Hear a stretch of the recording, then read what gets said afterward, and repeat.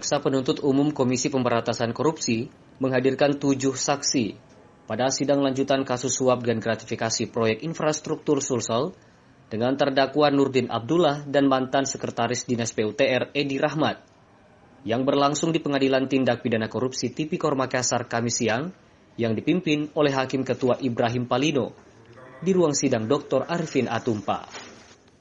Ketujuh saksi yang dihadirkan yakni diantaranya Raymond Ferdinand, Direktur PT Agung Perdana Bulukumba sekaligus Komisaris PT Cahaya Sepang Bulukumba, Rudi Ramlan, Kepala Dinas PUPR Bulukumba, mantan Bupati Bulukumba Andi Sukrisapewali, dan Agung Sucipto, pemilik PT Agung Perdana Bulukumba yang hadir secara virtual Zoom didampingi penasehat hukumnya. Jaksa Penuntut Hukum KPK Muhammad Asri menyebutkan, dalam sidang kali ini menghadirkan mantan Bupati Bulukumba Andi Sukrisapewali, lantaran tim JPU KPK akan menggali pengetahuan mantan Bupati Bulukumba seputar proyek infrastruktur di Kabupaten Bulukumba yang menyeret Nurdin Abdullah dan mantan Sekretaris Dinas PUTR Edi Rahmat, termasuk ada percakapan komunikasi yang dilakukan karyawan Agung Sucipto terkait sebaran dana ke beberapa orang termasuk fasilitas hotel. Kita akan gali pengetahuan Bupati tentang proyek itu.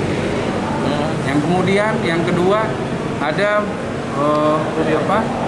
percakapan atau ada komunikasi yang dilakukan oleh karyawan Agung ataupun Agung sendiri berkaitan dengan tebaran dana-dana ke beberapa orang.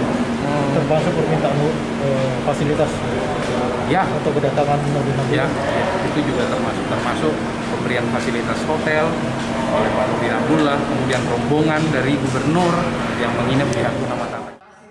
Setelah menghadirkan 7 saksi, selanjutnya tim JPU KPK akan mendalami hasil keterangan saksi-saksi dalam fakta persidangan.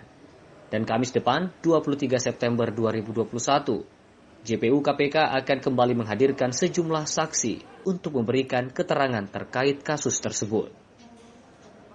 Tim Liputan, Celebes TV.